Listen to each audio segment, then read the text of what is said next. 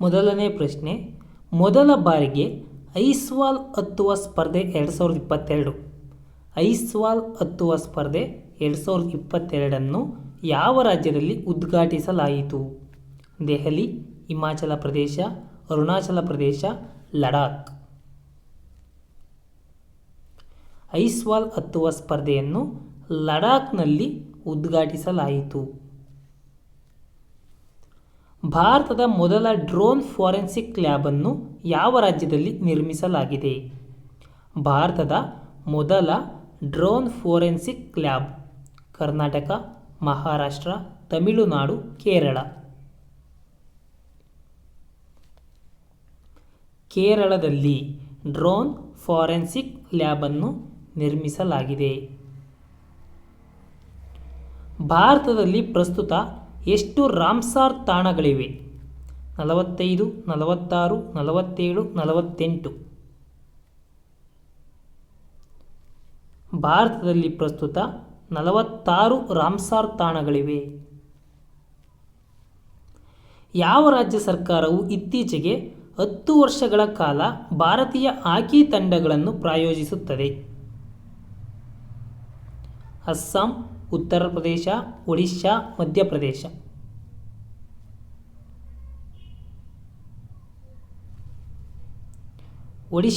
ಒಡಿಶಾ ರಾಜ್ಯ ಸರ್ಕಾರವು ಇತ್ತೀಚೆಗೆ 10 ವರ್ಷಗಳ ಕಾಲ ಭಾರತೀಯ ಹಾಕಿ ತಂಡಗಳನ್ನು ಪ್ರಾಯೋಜಿಸಲು ಒಪ್ಪಿಕೊಂಡಿದೆ.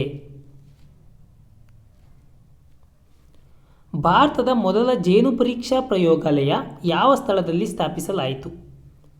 ಭಾರತದ ಮೊದಲ ಜೇನು ಪರೀಕ್ಷಾ ಪ್ರಯೋಗಾಲಯ ಮಹಾರಾಷ್ಟ್ರ, ಗುಜರಾತ್, ಕರ್ನಾಟಕ, ಕೇರಳ. ಗುಜರಾತ್ನಲ್ಲಿ. 5ನೇದಕ್ಕೆ ಬಿ, ಗುಜರಾತ್ನಲ್ಲಿ ಮೊದಲ ಜೇನು ಪರೀಕ್ಷಾ ಪ್ರಯೋಗಾಲಯವನ್ನು ಸ್ಥಾಪಿಸಲಾಯಿತು.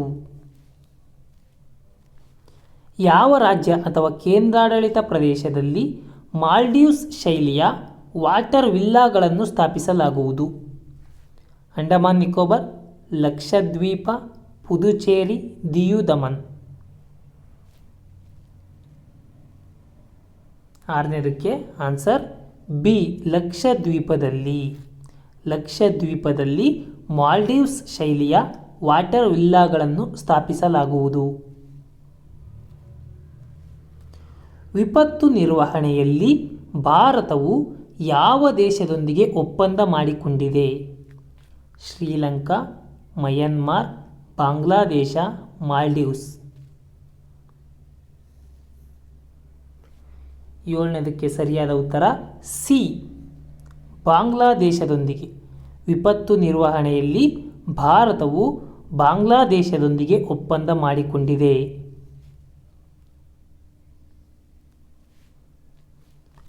ಮಹಾರಾಷ್ಟ್ರ ಗ್ರಾಮೀಣ ಸಂಪರ್ಕ ಸುಧಾರಣಾ ಯೋಜನೆಗಾಗಿ $300 ಮಿಲಿಯನ್ ಅನ್ನು ಯಾವ ಸಂಸ್ಥೆ ಅನುಮೋದಿಸಿದೆ?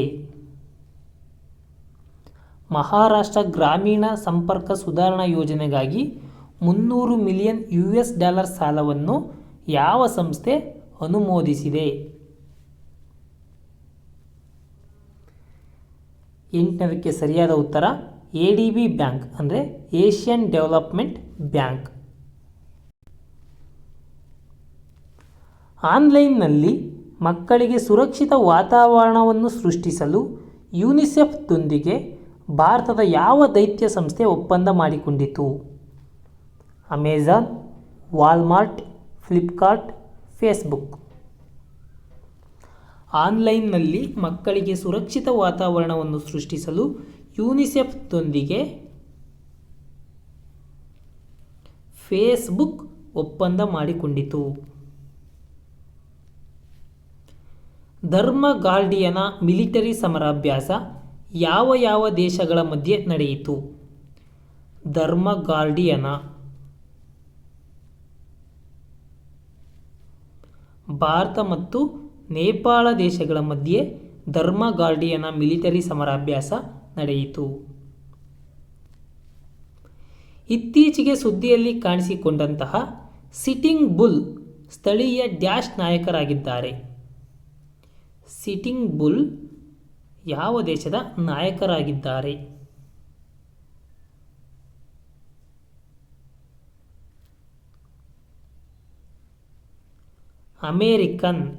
ಅಮೇರಿಕನ್ ನಾಯಕ ಸಿಟ್ಟಿಂಗ್ ಬುಲ್. ಲಸಿಕೆಯನ್ನು ಹೆಚ್ಚಿಸಲು ಯಾವ ದೇಶವು ನಾಕಾ ಎವರ್ ಡೋರ್ ಅಭಿಯಾನವನ್ನು ಪ್ರಾರಂಭಿಸಲು ಸಿದ್ಧವಾಯಿತು? ಲಸಿಕೆಯನ್ನು ಹೆಚ್ಚಿಸಲು ಯಾವ ದೇಶವು ನಾಕಾ ಎವರ್ ಡೋರ್ ಅಭಿಯಾನವನ್ನು ಪ್ರಾರಂಭಿಸಲು ಸಿದ್ಧವಾಗಿದೆ? China, Bharat, Indonesia, USA.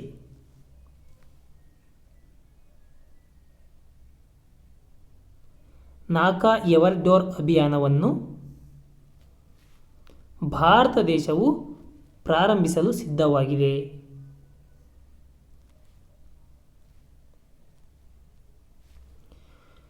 ತುಶಿಲ್ P1135.6 ವರ್ಗದ 7ನೇ ಭಾರತೀಯ ನೌಕಾಪಡೆಯ ಫ್ರೀಗೇಟ್ ಅನ್ನು ಯಾವ ದೇಶದಲ್ಲಿ ಪ್ರಾರಂಭಿಸಲಾಯಿತು?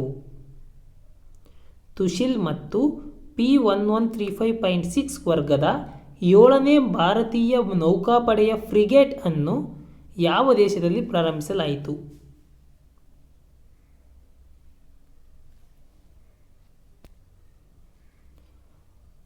ಹದಿಮೂರಕ್ಕೆ ಸರಿಯಾದ ಉತ್ತರ ಆಪ್ಷನ್ ಬಿ, ರಷ್ಯಾ ದೇಶದಲ್ಲಿ. ತುಶಿಲ್ P1135.6 ವರ್ಗದ 7ನೇ ಭಾರತೀಯ ನೌಕಾಪಡೆಯ ಫ್ರೀಗೇಟ್ ಅನ್ನು ರಷ್ಯಾ ದೇಶದಲ್ಲಿ ಪ್ರಾರಂಭಿಸಲಾಯಿತು.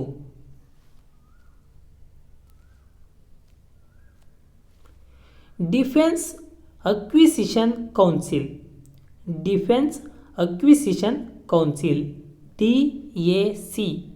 DACಯು ಯಾವ ಸಂಸ್ಥೆಯಿಂದ 12 ಲೈಟ್ ಯುಟಿಲಿಟಿ ಹೆಲಿಕಾಪ್ಟರ್ಗಳ ಪ್ರಸ್ತಾವನೆಯನ್ನು ಅನುಮೋದಿಸಿದೆ? DAC ಇದು ಯಾವ ಸಂಸ್ಥೆಯಿಂದ 12 ಲೈಟ್ ಯುಟಿಲಿಟಿ ಹೆಲಿಕಾಪ್ಟರ್ಗಳ ಪ್ರಸ್ತಾವನೆಯನ್ನು ಅನುಮೋದಿಸಿದೆ? HAL. ಹಾಲ್.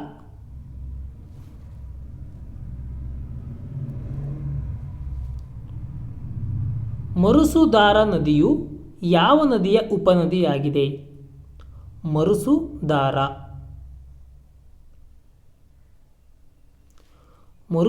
ನದಿಯು ಚಿನಾಬ್ ನದಿಯ ಉಪನದಿಯಾಗಿದೆ.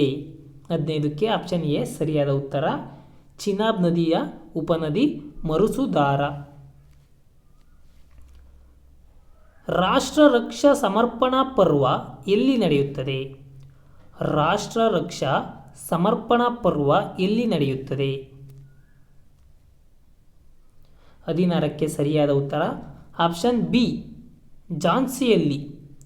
ಝಾನ್ಸಿಯಲ್ಲಿ ರಾಷ್ಟ್ರ ರಕ್ಷಾ ಸಮರ್ಪಣಾ ಪರ್ವ ನಡೆಯುತ್ತದೆ. ಧ್ರುವ ಮತ್ತು ಸಾಗರ ಸಂಶೋಧನೆಗಾಗಿ ರಾಷ್ಟ್ರೀಯ ಕೇಂದ್ರ ಎಲ್ಲಿದೆ?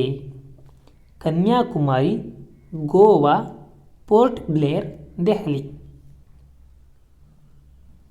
17ಕ್ಕೆ ಸರಿಯಾದ ಉತ್ತರ ಆಪ್ಷನ್ ಬಿ, ಅಂದರೆ ಗೋವಾದಲ್ಲಿ ಧ್ರುವ ಮತ್ತು ಸಾಗರ ಸಂಶೋಧನೆಗಾಗಿ ರಾಷ್ಟ್ರೀಯ ಕೇಂದ್ರ ಇದೆ. ಭಾರತೀಯ ನೌಕಾ ಹಡಗು INS ಕಾರ್ಮುಕ ಭಾರತ ಮತ್ತು ಯಾವ ದೇಶದ ನಡುವೆ ನಡೆದ ಕಾರ್ಪ್ಯಾಟ್ ವ್ಯಾಯಾಮದ 32ನೇ ಆವೃತ್ತಿಯಲ್ಲಿ ಭಾಗವಹಿಸುತ್ತಿದೆ? ಭಾರತ ಮತ್ತು ಯಾವ ದೇಶದ ನಡುವೆ ನಡೆದಂತಹ ಕಾರ್ಪ್ಯಾಟ್ ವ್ಯಾಯಾಮದ 32ನೇ ಆವೃತ್ತಿಯಲ್ಲಿ INS ಕಾರ್ಮುಕ ನೌಕಾ ಹಡಗು ಭಾಗವಹಿಸುತ್ತದೆ.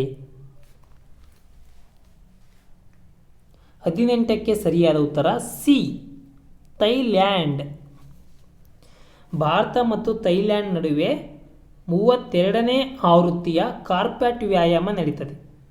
ಭಾರತ ಮತ್ತು ಥೈಲ್ಯಾಂಡ್ ನಡುವೆ 32ನೇ ಆವೃತ್ತಿಯ ಕಾರ್ಪ್ಯಾಟ್ ವ್ಯಾಯಾಮ ನಡೆಯುತ್ತದೆ. ಈ ಕಾರ್ಪ್ಯಾಟ್ ವ್ಯಾಯಾಮದಲ್ಲಿ 32ನೇ ಆವೃತ್ತಿಯ ಕಾರ್ಪ್ಯಾಟ್ ವ್ಯಾಯಾಮದಲ್ಲಿ INS ಕಾರ್ಮುಕ ಎಂಬುವಂತಹ ನೌಕಾ ಹಡಗು ಭಾಗವಹಿಸುತ್ತದೆ. 19ನೇ ಪ್ರಶ್ನೆ, ಕಾಂಟಿನೆಂಟಲ್ ಡ್ರಿಫ್ಟ್ ಥಿಯರಿಯ ಪ್ರಕಾರ ಯಾವ ಸಾಗರ ಅಥವಾ ಸಮುದ್ರದ ಕಣಶಿಲೆಗಳ ಕ್ರೋಢೀಕರಣದಿಂದಾಗಿ ಹಿಮಾಲಯ ಮಡಿಕೆ ಪರ್ವತಗಳು ರಚನೆಯಾಗಿವೆ? ಪ್ರಶ್ನೆ ಕರೆಕ್ಟಾಗಿ ಅರ್ಥ ಮಾಡ್ಕೊಳ್ಳಿ. ಯಾವ ಸಾಗರ ಅಥವಾ ಸಮುದ್ರದ ಕಣಶಿಲೆಗಳ ಕ್ರೋಢೀಕರಣದಿಂದಾಗಿ, ಯಾವ ಸಾಗರ ಅಥವಾ ಸಮುದ್ರದ ಕಣಶಿಲೆಗಳ ಕ್ರೋಢೀಕರಣದಿಂದಾಗಿ ಹಿಮಾಲಯ ಮಡಿಕೆ ಪರ್ವತಗಳು ರಚನೆಯಾಗಿವೆ? Young folded mountains of Himalaya ರಚನೆಯಾಗಿದೆ. ಇದಕ್ಕೆ ಸರಿಯಾದ ಉತ್ತರ 19ಕ್ಕೆ ಯಾವುದು ಅಂದರೆ ತೇತಿಸ್ ಸಮುದ್ರ. ತೇತಿಸ್ ಸಮುದ್ರ. ಈ ತೇತಿಸ್ ಸಮುದ್ರದ ಕಣಶಿಲೆಗಳ ಕ್ರೋಢೀಕರಣದಿಂದಾಗಿ ಹಿಮಾಲಯ ಮಡಿಕೆ ಪರ್ವತಗಳು ರಚನೆಯಾಗಿದೆ. ಲೂನಿ ಮತ್ತು ಸಬರಮತಿಗಳು ನದಿಗಳಾಗಿವೆ. ಹಾಗಾದರೆ ಈ ಲೂನಿ ಮತ್ತು ಸಬರಮತಿ ನದಿಗಳ ಜನ್ಮಸ್ಥಳ ಯಾವುದು? 20ಕ್ಕೆ ಸರಿಯಾದ ಉತ್ತರ ಅರಾವಳಿ ಬೆಟ್ಟಗಳು. ಅರಾವಳಿ ಬೆಟ್ಟಗಳಲ್ಲಿ ಲೂನಿ ಮತ್ತು ಸಬರಮತಿ ನದಿಗಳು ಹುಟ್ಟುತ್ತವೆ. 21ನೇ ಪ್ರಶ್ನೆ. ಪಾಲ್ಘಾಟ್ ಕಣಿವೆ ಈ ಕೆಳಗಿನ ಯಾವ ಎರಡು ರಾಜ್ಯಗಳನ್ನು ಹೊಂದಿಸುತ್ತದೆ? ಅಥವಾ ಪಾಲ್ಘಾಟ್ ಕಣಿವೆ ಈ ಕೆಳಗಿನ ಯಾವ ಎರಡು ರಾಜ್ಯಗಳನ್ನು ಜೋಡಿಸುತ್ತದೆ? 21ಕ್ಕೆ ಸರಿಯಾದ ಉತ್ತರ ಆಪ್ಷನ್ ಸಿ, ಕೇರಳ ಮತ್ತು ತಮಿಳುನಾಡು ರಾಜ್ಯಗಳನ್ನು ಕೂಡಿಸ್ತಕ್ಕಂಥ ಕೆಲಸ ಮಾಡೋದು ಯಾವುದು? ಪಾಲ್ಘಾಟ್ ಕಣಿವೆ, ಪಾಲ್ಘಾಟ್ ವ್ಯಾಲಿ.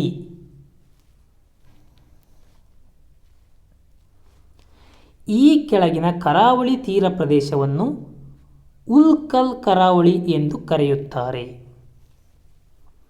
ಈ ಕೆಳಗಿನ ಯಾವ ರಾಜ್ಯದ ಕರಾವಳಿ ತೀರ ಪ್ರದೇಶವನ್ನು ಉಲ್ಕಲ್ ಕರಾವಳಿ ಎಂದು ಕರೆಯುತ್ತಾರೆ?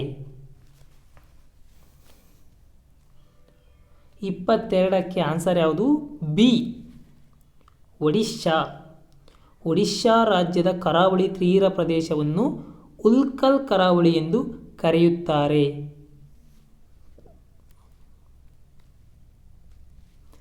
ಈ ಕೆಳಗಿನ ಅಂಡಮಾನ್ ದ್ವೀಪದ ಯಾವ ಒಂದು ದ್ವೀಪ ಅಂಡಮಾನ್ ದ್ವೀಪಗಳಲ್ಲೇ ಅತಿ ದೊಡ್ಡದಾಗಿದೆ?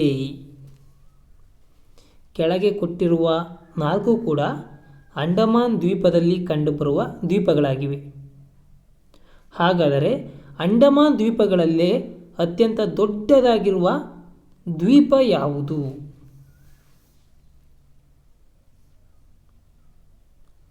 23ಕ್ಕೆ ಆನ್ಸರ್ ಬಿ, ಮಧ್ಯ ಅಂಡಮಾನ್ ಅತ್ಯಂತ ದೊಡ್ಡ ದ್ವೀಪವಾಗಿದೆ. ಅಂಡಮಾನ್ ದ್ವೀಪಗಳಲ್ಲಿ ಅತ್ಯಂತ ದೊಡ್ಡ ದ್ವೀಪ ಅಂದರೆ ಅದು ಮಧ್ಯ Andaman, middle Andaman.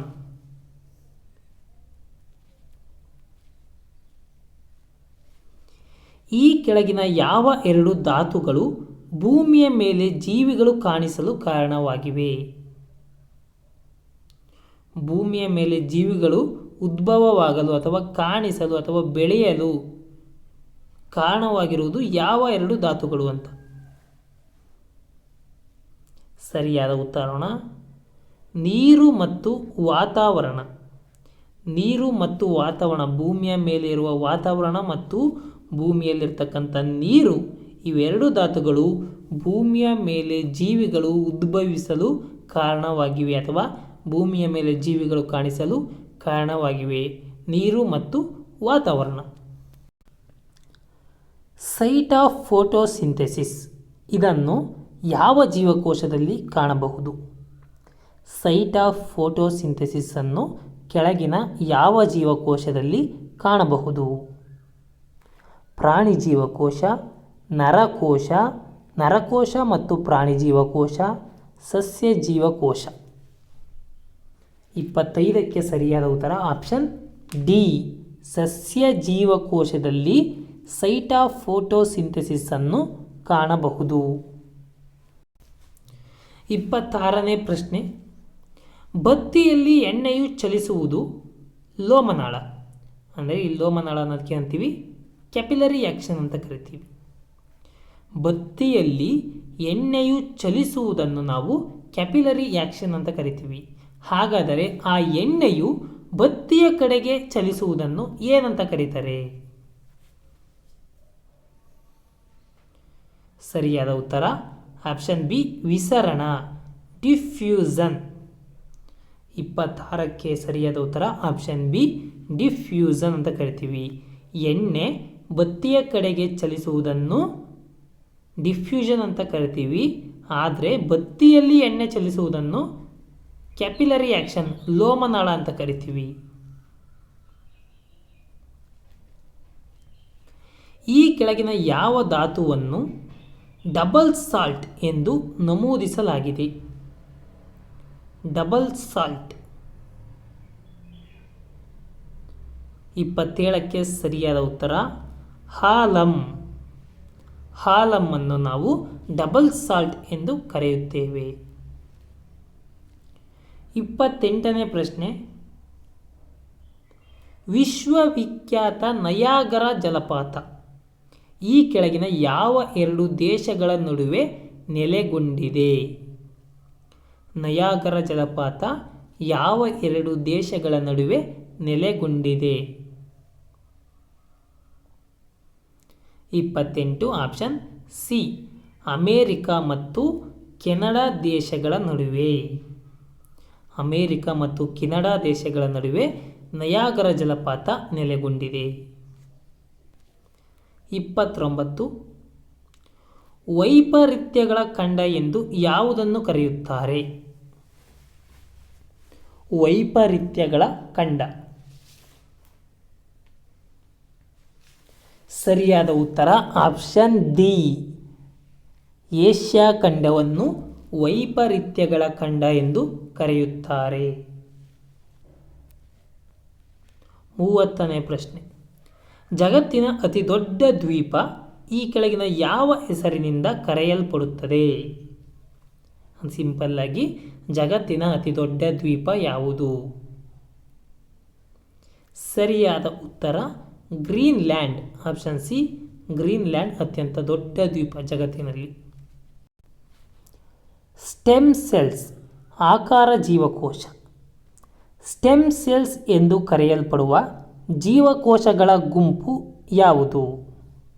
Stem cells ಎಂದು ಕರೆಯಲ್ಪಡುವ ಜೀವಕೋಶಗಳ ಗುಂಪನ್ನು ಏನೆಂದು ಕರೆಯುತ್ತಾರೆ?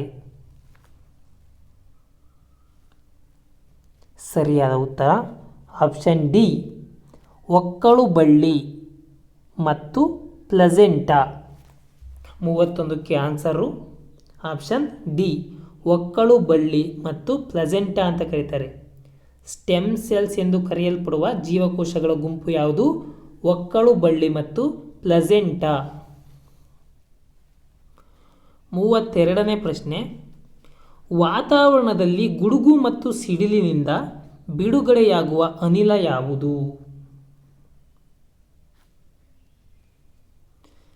ವಾತಾವರಣದಲ್ಲಿ ಗುಡುಗು ಮತ್ತು ಸಿಡಿಲಿನಿಂದ ಬಿಡುಗಡೆಯಾಗುವ ಅನಿಲ ನೈಟ್ರಿಕ್ ಆಕ್ಸೈಡ್. 32ಕ್ಕೆ ಆಪ್ಷನ್ ಡಿ, ನೈಟ್ರಿಕ್ ಆಕ್ಸೈಡ್ ಸರಿಯಾದ ಉತ್ತರ.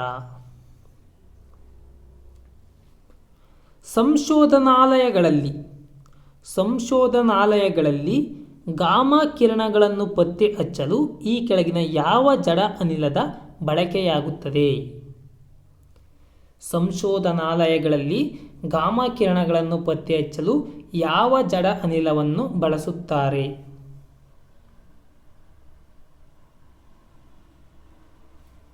ಕ್ಸೆನಾನ್. ಆಪ್ಷನ್ ಡಿ, ಕ್ಸೆನಾನ್ ಅನ್ನು ಬಳಸಲಾಗುತ್ತದೆ. 33 ಆಪ್ಷನ್ ಸಿ, ಕ್ಸೆನಾನ್ ಅನ್ನು ಸಂಶೋಧನಾಲಯಗಳಲ್ಲಿ ಗಾಮಾ ಕಿರಣಗಳನ್ನು ಪತ್ತೆ ಹಚ್ಚಲು ಬಳಸುತ್ತಾರೆ. ಲೇಸರ್ ಚಿಕಿತ್ಸೆಗೆ ಬದಲಾಗಿ ಸೂರ್ಯ ಚಿಕಿತ್ಸೆಯನ್ನು ಅಭಿವೃದ್ಧಿಪಡಿಸಿದ ದೇಶ ಯಾವುದು?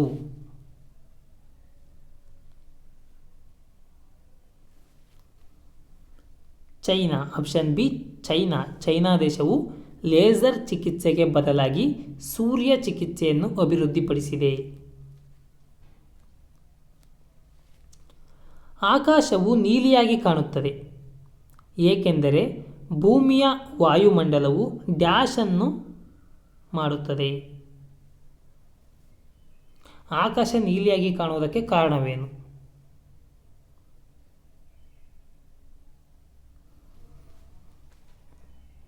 ಕಾರಣ ಏನಂದರೆ ಭೂಮಿಯ ವಾಯುಮಂಡಲವು ನೀಲಿ ಬೆಳಕನ್ನು ಚದುರಿಸುತ್ತದೆ. ಭೂಮಿಯ ವಾಯುಮಂಡಲವು ನೀಲಿ ಬೆಳಕನ್ನು, ಸೂರ್ಯನಿಂದ ಬರುವ ಬೆಳಕಿನಲ್ಲಿ ನೀಲಿ ಬೆಳಕನ್ನು ಚದುರಿಸುತ್ತದೆ. ಹಾಗಾಗಿ ಆಕಾಶವು ನೀಲಿಯಾಗಿ ಕಾಣುತ್ತದೆ. ISRO NASA joint mission NISAR. ಈ ನಿಸಾರ್ ಮಿಷನ್ನಿಂದ ಸಿಂಥೆಟಿಕ್ ಅಪರ್ಚರ್ ರಾಡಾರ್ ಉಪಗ್ರಹವನ್ನು ಯಾವ ವರ್ಷದಲ್ಲಿ ಉಡಾಯಿಸಲಿವೆ?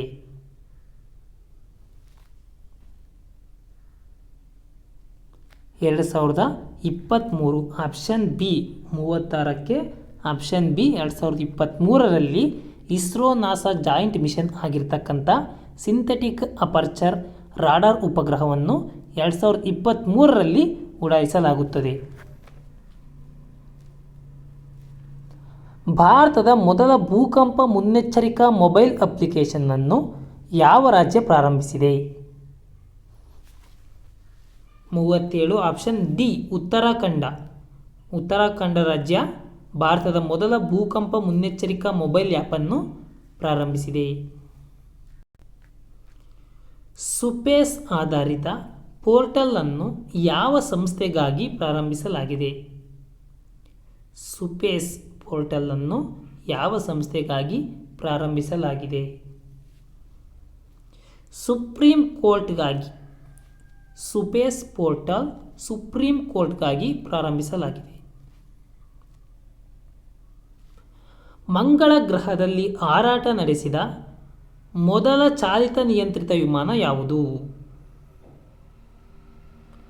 ಮಂಗಳ ಗ್ರಹದಲ್ಲಿ ಹಾರಾಟ ನಡೆಸಿದ ಮೊದಲ ಚಾಲಿತ ನಿಯಂತ್ರಣ ವಿಮಾನ.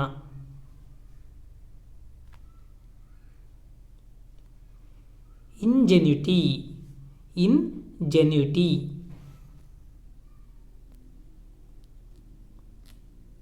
40ನೇ ಪ್ರಶ್ನೆ. ಕರ್ನಾಟಕದ ಪ್ರತಿ ಜಿಲ್ಲೆಯಲ್ಲಿ SSLC ಪರೀಕ್ಷೆಯಲ್ಲಿ ಜಿಲ್ಲೆಗೆ ಪ್ರಥಮ ಸ್ಥಾನ ಪಡೆದ ಪರಿಶಿಷ್ಟ ಜಾತಿ ಮತ್ತು ಪರಿಶಿಷ್ಟ ಪಂಗಡದ ವಿದ್ಯಾರ್ಥಿಗಳಿಗೆ.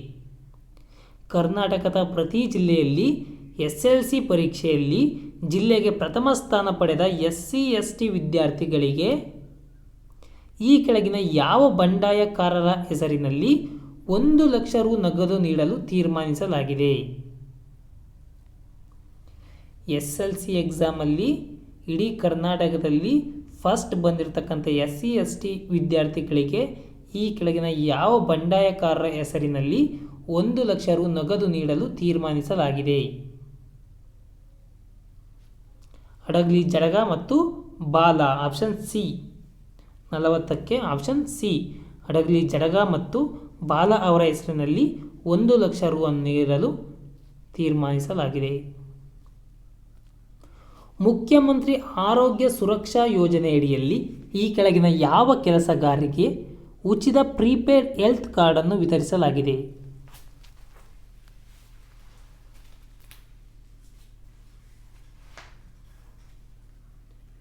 ಮುಖ್ಯಮಂತ್ರಿ ಆರೋಗ್ಯ ಸುರಕ್ಷಾ ಯೋಜನೆಯಡಿಯಲ್ಲಿ 41ಕ್ಕೆ ಆಪ್ಷನ್ ಡಿ ಕಟ್ಟಡ ಕಾರ್ಮಿಕರಿಗೆ ಉಚಿತ ಪ್ರೀಪೇಡ್ ಹೆಲ್ತ್ ಕಾರ್ಡನ್ನು ವಿತರಿಸಲಾಗಿದೆ. 41 ಕಟ್ಟಡ ಕಾರ್ಮಿಕರಿಗೆ. ದೃಷ್ಟಿ ದೋಷವುಳ್ಳ ವ್ಯಕ್ತಿಗಳಿಗಾಗಿ ಈ ಕೆಳಗಿನ ಯಾವ 2 ಜಿಲ್ಲೆಗಳಲ್ಲಿ 30 ಲಕ್ಷ ರು ವೆಚ್ಚದಲ್ಲಿ ಬ್ರೈಲ್ ಕಮ್ ಟ್ಯಾಕಿಂಗ್ ಲೈಬ್ರರಿಯನ್ನು ಸ್ಥಾಪಿಸಲಾಗಿದೆ? ಯಾವ ಜಿಲ್ಲೆಗಳಲ್ಲಿ ಬ್ರೈಲ್ ಕಮ್ ಟ್ಯಾಕಿಂಗ್ ಲೈಬ್ರರಿಯನ್ನು ಸ್ಥಾಪಿಸಲಾಗಿದೆ? 42ಕ್ಕೆ ಆಪ್ಷನ್ ಸಿ ಬೆಂಗಳೂರು ಮತ್ತು ಕಲಬುರಗಿಯಲ್ಲಿ.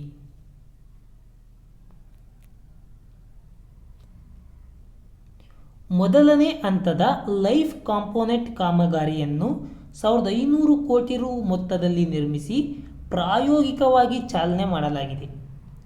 ಈ ಲೈಫ್ ಕಾಂಪೋನೆಂಟ್ ಕಾಮಗಾರಿಗಾಗಿ ಸಂಬಂಧಿಸಿರುವ ಯೋಜನೆ ಯಾವುದು? ಸಿಂಪಲ್ ಆಗಿ ಲೈಫ್ ಕಾಂಪೋನೆಂಟ್ ಕಾಮಗಾರಿಗೆ ಸಂಬಂಧಿಸಿದ ಯೋಜನೆ ಯಾವುದು? 43ಕ್ಕೆ ಆಪ್ಷನ್ ಬಿ ಎತ್ತಿನ ಹೊಳೆ ಯೋಜನೆ. ಲೈಫ್ ಕಾಂಪೋನೆಂಟ್ ಕಾಮಗಾರಿಗೆ ಸಂಬಂಧಿಸಿರುವ ಯೋಜನೆ ಎತ್ತಿನ ಹೊಳೆ ಯೋಜನೆ.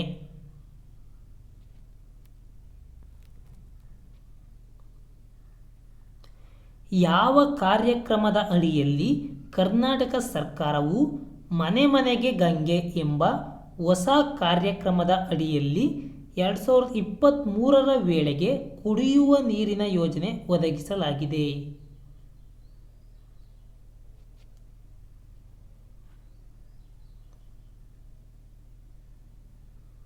44 ಆಪ್ಷನ್ ಡಿ ಜಲಜೀವನ್ ಮಿಷನ್ ಯೋಜನೆ. ಜಲಜೀವನ್ ಮಿಷನ್ ಯೋಜನೆಯ ಅಡಿಯಲ್ಲಿ ಮನೆ ಮನೆಗೆ ಗಂಗೆ ಎಂಬ ಕಾರ್ಯಕ್ರಮದ ಅಡಿಯಲ್ಲಿ 2023ರ ವೇಳೆಗೆ ಕುಡಿಯುವ ನೀರಿನ ಯೋಜನೆ ಒದಗಿಸಲು ಕರ್ನಾಟಕ ಸರ್ಕಾರವು ಮುಂದಾಗಿದೆ. ಸಿಂಧೂ ನದಿಯು ಭಾರತದ ಈ ಕೆಳಗಿನ ಯಾವ ರಾಜ್ಯ ಅಥವಾ ಕೇಂದ್ರಾಡಳಿತ ಪ್ರದೇಶದಲ್ಲಿ ಮಾತ್ರ ಹರಿಯುತ್ತದೆ?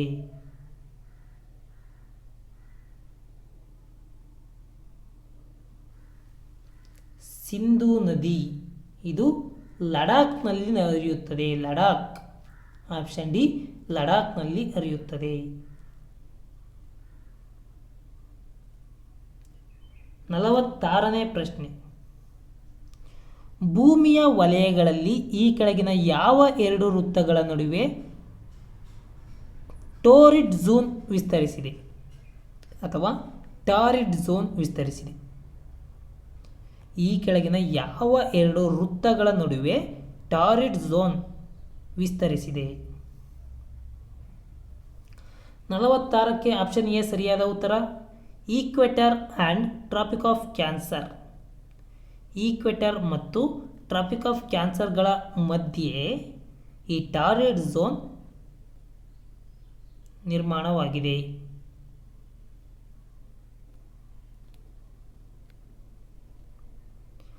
ಭಾರತದ ಎಷ್ಟು ರಾಜ್ಯಗಳು ಬಾಂಗ್ಲಾದೇಶದೊಂದಿಗೆ ಗಡಿಯನ್ನು ಹಂಚಿಕೊಂಡಿವೆ? 3, 4, 5, 2. ಬಾಂಗ್ಲಾದೇಶದೊಂದಿಗೆ ಗಡಿ ಹಂಚಿಕೊಂಡಿರುವ ಭಾರತದ ರಾಜ್ಯಗಳು ಎಷ್ಟು? 47 ಆಪ್ಷನ್ ಸಿ 5 ರಾಜ್ಯಗಳು. 5 ರಾಜ್ಯಗಳು ಬಾಂಗ್ಲಾದೇಶದೊಂದಿಗೆ ಗಡಿಯನ್ನು ಹಂಚಿಕೊಂಡಿವೆ. ಪಾಕ್ ಸ್ಟ್ರೇಟ್ ಈ ಕೆಳಗಿನ ಯಾವ ಸ್ಥಳಗಳನ್ನು ವಿಭಜಿಸುತ್ತದೆ? ಪಾಕ್ ಜಲಸಂಧಿ ಈ ಕೆಳಗಿನ ಯಾವ ಸ್ಥಳಗಳನ್ನು ವಿಭಜಿಸುತ್ತದೆ?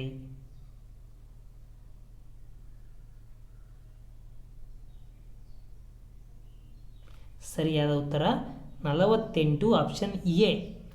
ಪಾಕ್ ಬೇ and bay of ಬೆಂಗಾಲನ್ನು Pak state ವಿಭಜಿಸುತ್ತದೆ. ಪಾಕ್ ಕೊಲ್ಲಿ ಮತ್ತು ಬಂಗಾಳ ಕೊಲ್ಲಿಗಳನ್ನು ಪಾಕ್ ಜಲಸಂಧಿ ವಿಭಜಿಸುತ್ತದೆ. ಸೌರ ಕುಕ್ಕರ್. ಈ ಸೌರ ಕುಕ್ಕರ್ ಹೊದಿಕೆ ಗಾಜಿನಿಂದ ಮಾಡಲ್ಪಟ್ಟಿರುತ್ತದೆ. ಏಕೆ? ಸೌರ ಕುಕ್ಕರನ್ನು ಹೊದಿಕೆ ಗಾಜಿನಿಂದ ಮಾಡಿರ್ತಾರೆ. ಏಕೆ ಅಂದರೆ 49ಕ್ಕೆ ಸರಿಯಾದ ಉತ್ತರ ಆಪ್ಷನ್ ಡಿ. ಸೌರ ಶಾಖವು ಗಾಜಿನ ಮುಖಾಂತರ ಹೆಚ್ಚು ಹೀರಲ್ಪಡದೆ ಪ್ರವಹಿಸುತ್ತದೆ. ಸೌರಶಾಖವು ಗಾಜಿನ ಮುಖಾಂತರ ಹೆಚ್ಚು ಹೀರಲ್ಪಡದೆ ಪ್ರವಹಿಸುತ್ತದೆ. ಹಾಗಾಗಿ ಸೌರ ಕುಕ್ಕರ್ನ ಹೊದಿಕೆಯನ್ನು ಗಾಜಿನಿಂದ ಮಾಡಿರುತ್ತಾರೆ.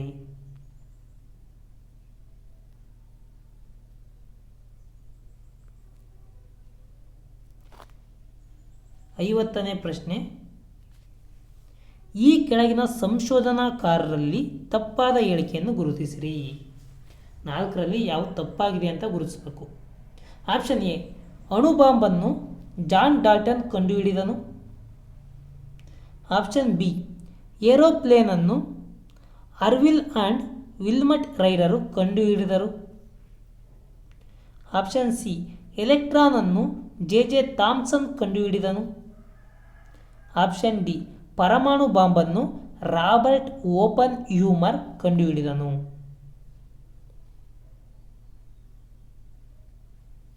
ತಪ್ಪಾಗಿರುವುದು ಯಾವುದು ಅಂದರೆ ಅದು ಅಣುಬಾಂಬನ್ನು ಜಾನ್ ಡಾಲ್ಟನ್ ಕಂಡುಹಿಡಿದನು. ಇದು ತಪ್ಪಾಗಿದೆ. ಇನ್ನು ಏರೋಪ್ಲೇನನ್ನು ಅರ್ವಿಲ್ ಮತ್ತು ವಿಲ್ಮಟ್ ರೈಡ್ರು ಕಂಡುಹಿಡಿದರು. ಎಲೆಕ್ಟ್ರಾನನ್ನು ಜೆ ಥಾಮ್ಸನ್ ಕಂಡುಹಿಡಿದನು.